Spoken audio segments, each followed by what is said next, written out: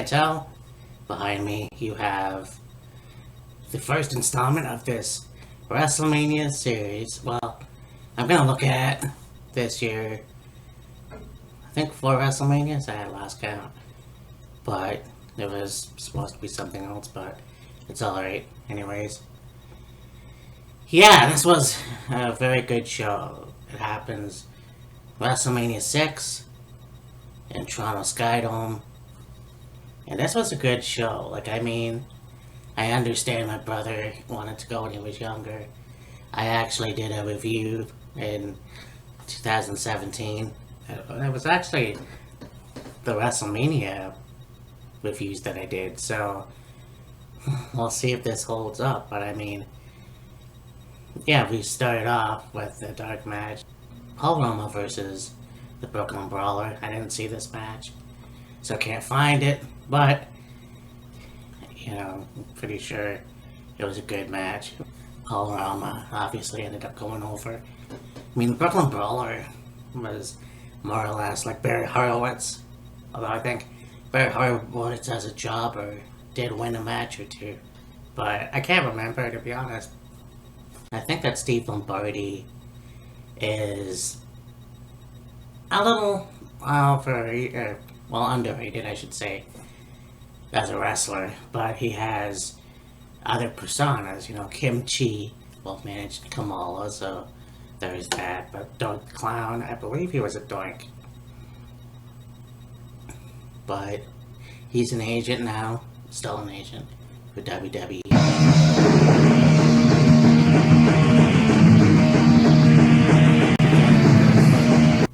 Rick Martel versus Coco Beware, and I do believe that I am wrong as far as where Rick Martel is from. I remember saying in my WrestleMania review he was actually from Montreal. He was, in fact, Quebec City, built from Cocoa Beach, Florida, and that was a minor thing. But again, I didn't find any footage for this match, but Rick Martel ended up going over. Obviously, the Boston Crab, so we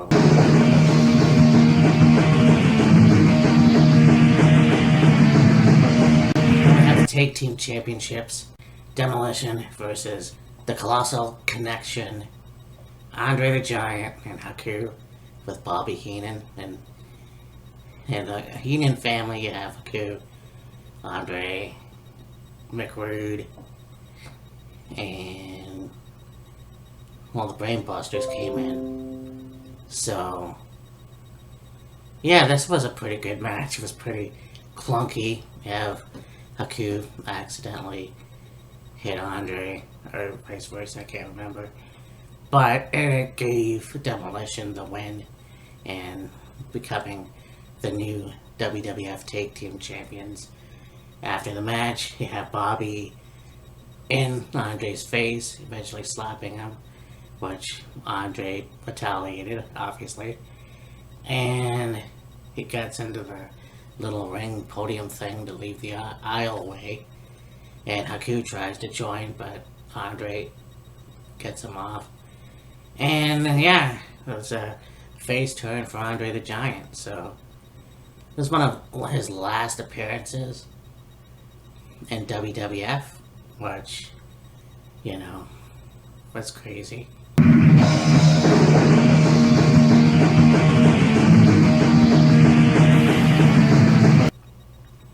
Have Earthquake versus Hercules Hernandez. This was a good match, and I mean, you got the big man of Earthquake versus Hercules, and Earthquake ended up going over, so that was pretty cool.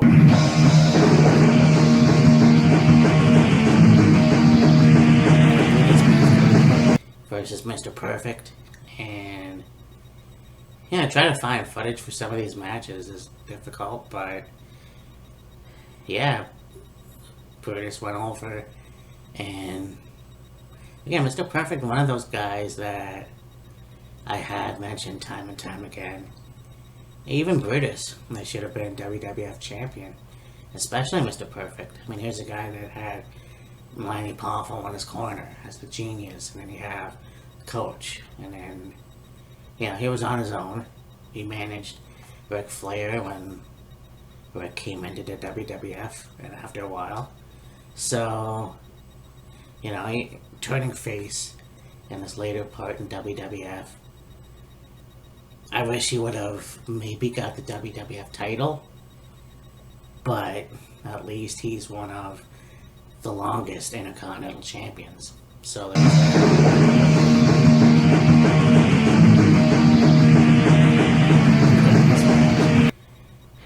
Roddy Piper versus Bad News Brown, and not even sure if it really started. They know they wrestled in the aisleway, and they have the refs separate them. This was kind of a weird thing, because I don't know. Like, Roddy was always one of those guys talking about race, whether it be with Mr. T or Bad News Brown. He was talking a little bit about it on Arsenio. Nothing like maliciously or anything. It seemed like he was always generally a very nice guy. Just not his character in WWF or elsewhere. And you have the promo where he's got his body painted half black and half his own, whatever. And nobody knew why, and I still don't know why. He might have said something, I have to look it up again, but there's that famous thing where he's going into the ring and he's doing this. The disco thing, thinking that it's Michael Jackson for some reason. But I'm not quite sure how their feud really ended.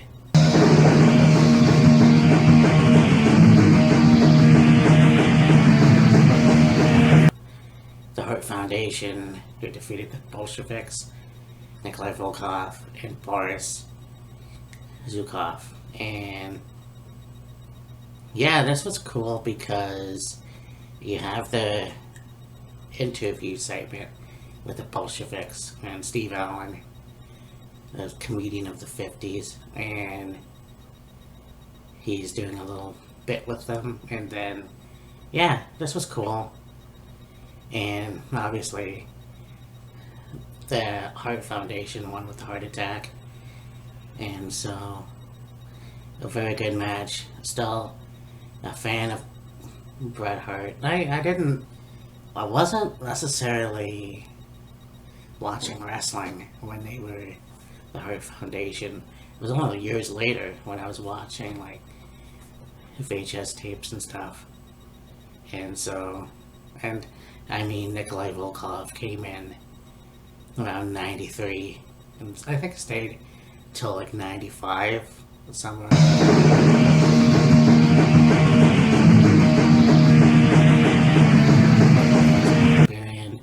Defeating Tito Santana. I'm pretty sure this was a good match. Another match I couldn't find footage for. Again, managed by Bobby Heenan. But, and didn't realize that.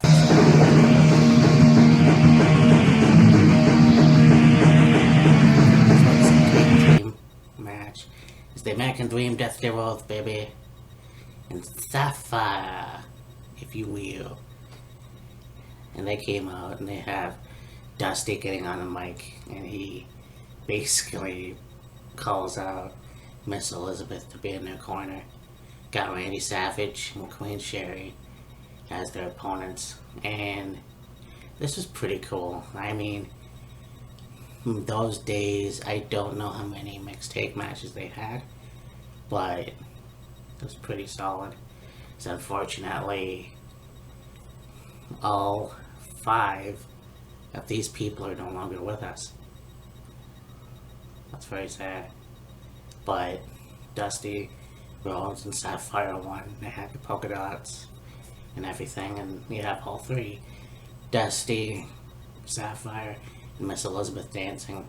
after the match. So, yeah, it wouldn't be long before WrestleMania 7 when you have the Ultimate Warrior and Randy Savage in a career-ending match, which had Randy lose, and then basically Sherry turns on him and Miss Elizabeth and all that stuff.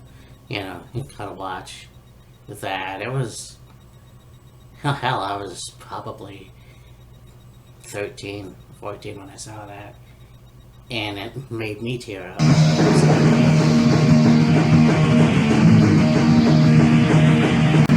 Yeah, Express, Sato, and Pat Tanaka, Mr. Fuji, who defeated the Rockers, of course, Marty Jannetty, Shawn Michaels, again by count out. So that was stupid.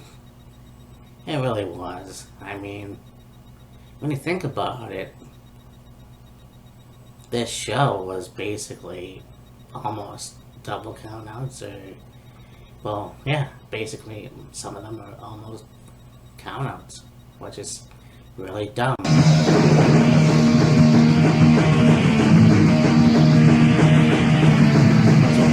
Who defeated Dino Bravo with Earthquake and Jimmy Hart in his corner, when, yeah, didn't necessarily see this match, but I think I saw it well, I obviously saw it years ago, and knowing how good Jim was in the ring, and having his football background, so it was still a really good match. It wasn't great or anything, but Jim won.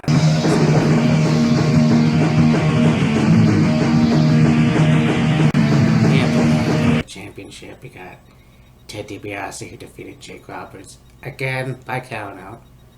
You have Jake cut a promo before the match about DiBiase being greedy and all that stuff, and wanting to take the title, which unfortunately didn't really happen, but yeah, with the help of Virgil, Ted DiBiase won the title, or kept the title, and yeah,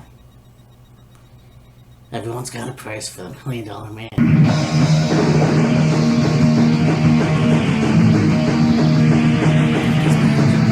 Big Boss Man versus Akeem. And yeah, this was the Twin Towers.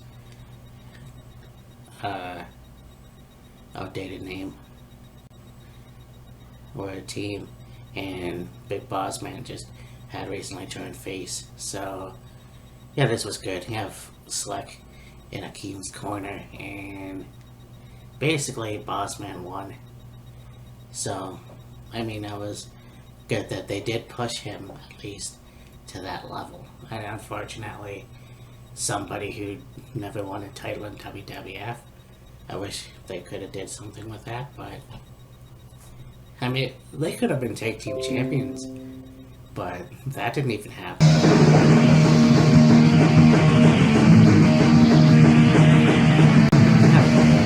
With Bobby Heenan defeating Jimmy Snuka, and this match was pretty good. And I mean, yeah, obviously I knew that Rick Rude was going to win somehow with Bobby in his corner, but I mean, Jimmy was, regardless of the past that he had, he was a good wrestler. And, you know, you have a guy that will always be famous for Madison Square Garden, going up on top of the cage, landing on Don Morocco. So,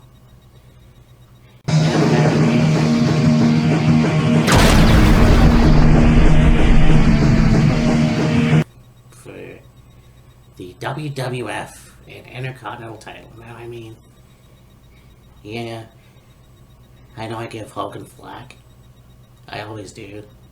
Or Terry Bollea, rather. But the fact of the matter is that he didn't have to do what he did. It could have, I'm sure, just as easily said, hey, you know what, I'm keeping the title. Doesn't work for me, brother, but at the time, obviously, I don't think he had that mindset. a lot of the time. But yeah, here's a guy that basically, did business. And I mean, it starts at the Rumble. He wins. He's already the champion. And Warrior wants to have a match. He's the Intercontinental Champion. And yeah, the Ultimate Challenge. And that was the first time, not only you have two champions go at it at WrestleMania, but two baby faces. Well, whether I like it or not, I can't deny the fact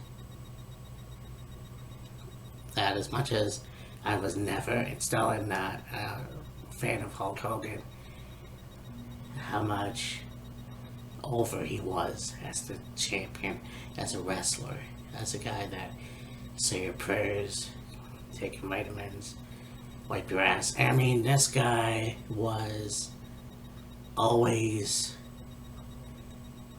for the kids. And I won't give it to Terry, he did charity, a lot of it, Make-A-Wish and all that stuff, so that was cool. And then you have someone like Warrior, who basically was the anti-hero, the guy who wasn't like Hogan, the guy that would go off into space in the rocket ship.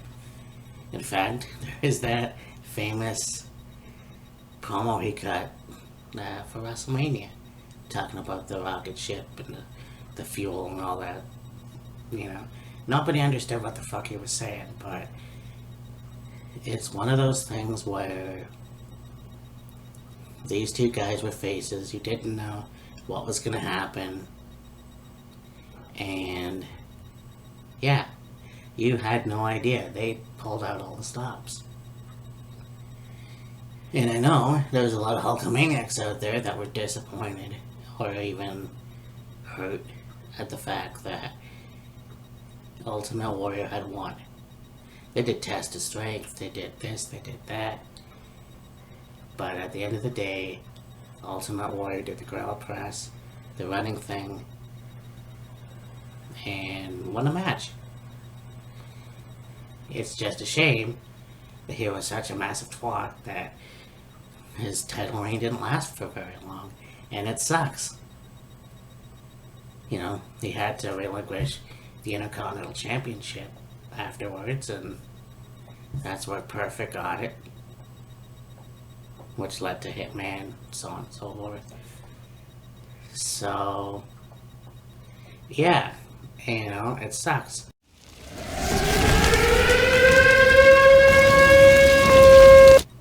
It really does, because I think they could have used more potential for Warrior and have a much longer reign instead of him going and losing to Slaughter at the Royal Rumble.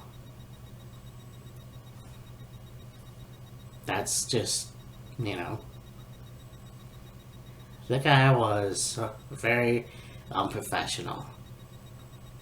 And I know he made amends before he passed away, but it's just one of those things where it's like he could have had a much longer run if you didn't get your head out of your ass. But, and the thing is too, is that people said, well, Hogan basically stole the spotlight because he had the belt over his shoulder as he got to the ring with tears in his eyes, and he gave Warrior the title and held his hand up and all that. Well, you could look at it that way, but at the same time, he passed the torch. He still passed the torch. He was the hero for so long, and now he gave somebody else a shot. What I don't agree with is that you have a Warrior in the ring celebrating and the fireworks go off, but the cameras are still going to pan on Hogan being carted out in the aisleway. Not a lot, but they do pan from time to time, and it's like, you should have given Warrior that allotted time. He won the match, he deserved it. But this was a good show, and I mean, you had in the beginning Robert Goulet sing "Oh Canada," which he himself was not American, but from what I read years ago, his parents were from Quebec, so Could have got Brian Adams or somebody, but they got someone else. But anyways, yeah, WrestleMania 6. Very good show. And this is the first installment, so we'll talk to you later. Bye. Anymore. So you know that them cutting WCW was a long time coming. But I think that there's this myth out there that Jamie Keller Gnarly. that's why he took pleasure in cutting WCW. I don't think that's the case at all. Because if you look at some of his earlier interviews, like